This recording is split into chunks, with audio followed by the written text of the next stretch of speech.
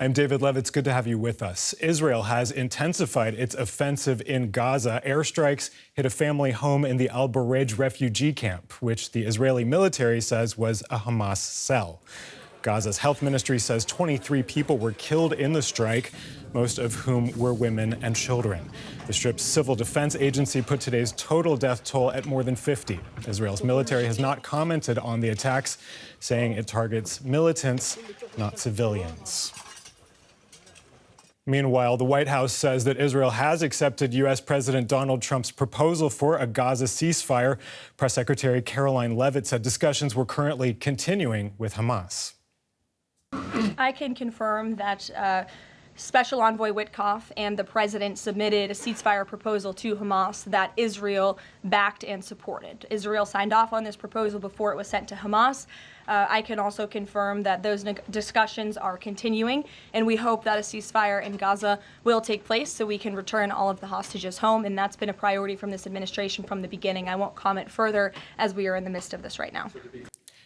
Aaron, David Miller is a Middle East analyst and a senior fellow at the Carnegie Endowment for International Peace. He joins us from Washington, D.C. Aaron, walk us through the key details of this ceasefire proposal, if you would. Yeah, I mean, the full proposal is now leaked. The Israel Times have reported, and I think whether or not the Americans have confirmed that this is the Witkoff proposal. Look, I think the basic logic is the one that the Biden administration followed and the Trump administration on January 18. You've got a limited release of hostages, in this case, half of the living, roughly 10, and half of those who are not living, which is the remainder, 35, 36, for a 2-month ceasefire. In accordance, the Israelis will agree to stop their military activity with the exception, I think, of aerial drone coverage during the release of the hostages. 10 on the first day, 5 on the first day, and 5 on day 7 of the living hostages. The proposal then calls for negotiations under the supervision or under the guidance of the president's envoy. And by the way, the proposal calls for President Trump announcing the proposal and not presumably, owning it. Humanitarian assistance will then be surged into Gaza, not through the Gaza Humanitarian Foundation, but through the UN and other NGOs. The key issue here, and Hamas's, I think, reluctance to accept this is Hamas wanted guarantees that the war would come to an end.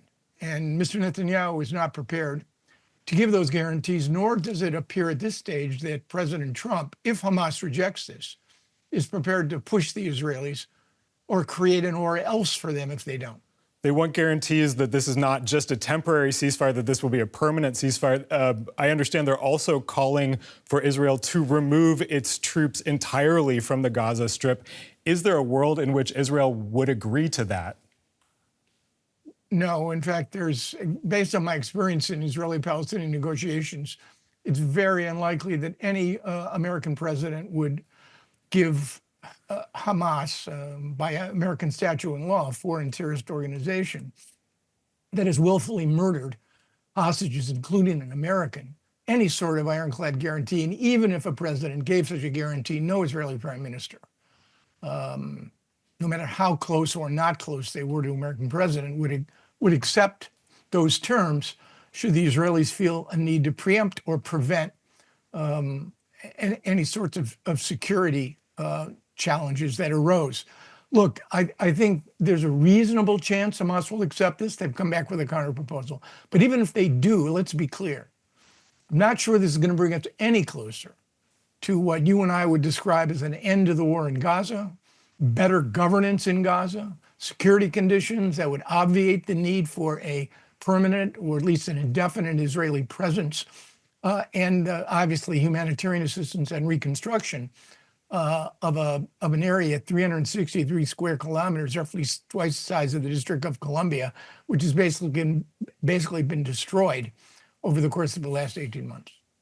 Now, the new aid distribution in Gaza, as of this week, taken over by the so-called Gaza Humanitarian Foundation, backed by Israel and the United States. We've seen images of chaos with thousands of hungry people trying to get aid. What's your assessment of this new distribution system? Look, any aid in Gaza is better than no aid. But I must say, over the last 18 months, any number of parties have suggested all kinds of possibilities. First, there was airdrops. Then it was the fateful scores of millions of dollars pier that the U.S. military constructed that proved to be a fiasco.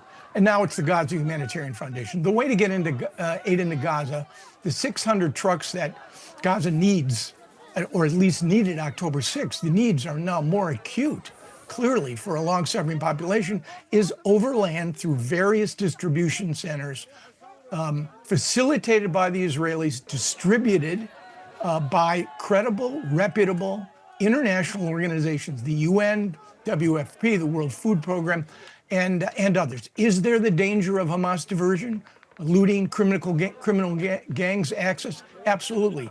But there's a much greater risk by any standard of malnutrition.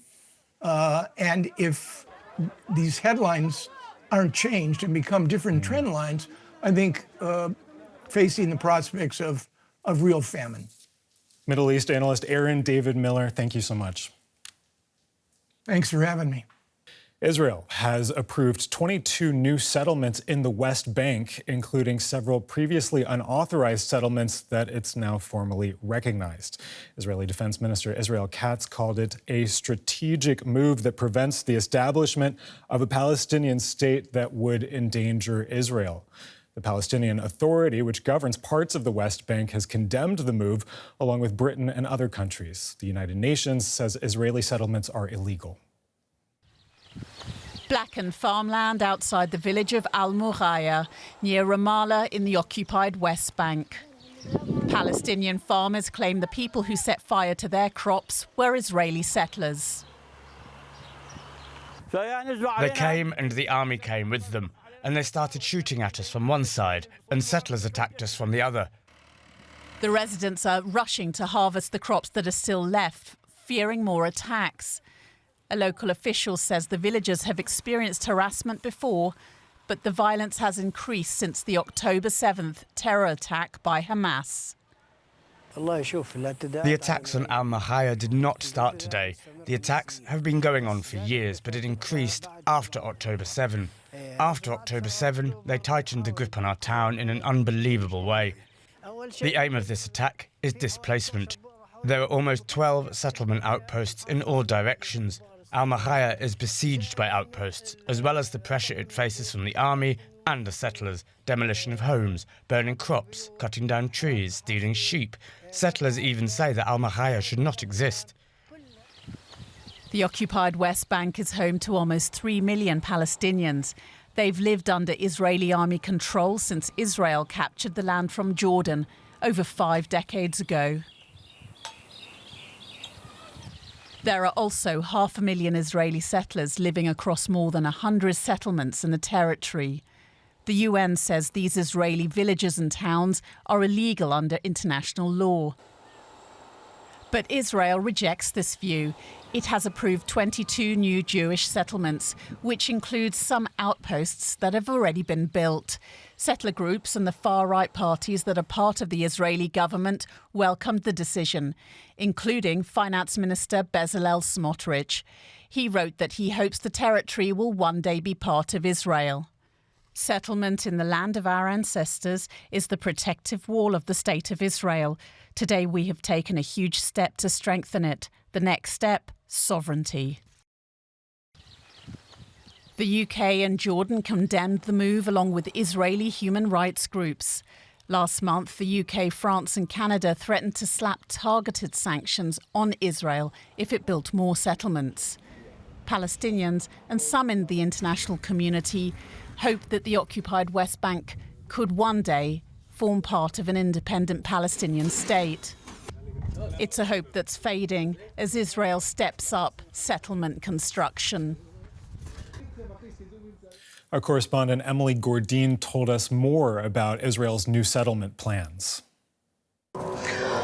Well, I mean, building settlements is part of the DNA of this government. If you look at the coalition agreement, it does say that it is one of their goals to what they call extend sovereignty across the West Bank. That essentially translates to annexation. Of course, this is not something new for many Palestinians who have been living in the West Bank, who are used to this situation. If you look at the situation right now, over 160 settlements, illegal settlements, are were built in the West Bank. That's where 700,000 settlers live. This has been a continuous Israeli policy. What is different now is the speed and the ferocity at which these settlements are now being built. 22 of these settlements, some of these 22 settlements are, as we just heard in the report, they are outposts which are illegal, and these outposts are often home to very violent settlers who make it their mission essentially to attack Palestinian villages. They often result in the forced displacement of many, as we just saw in Al-Bureij Al-Dir in the Jordan Valley, which is also where a lot of these new settlements will be built. So it is continuous policy, and it also has to be said that many of these settlements are being built in Area C of the West Bank. That covers about 60% of the territory.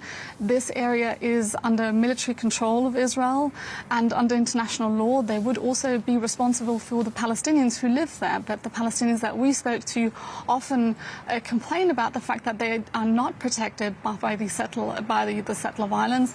They're not protected. They don't feel protected at all.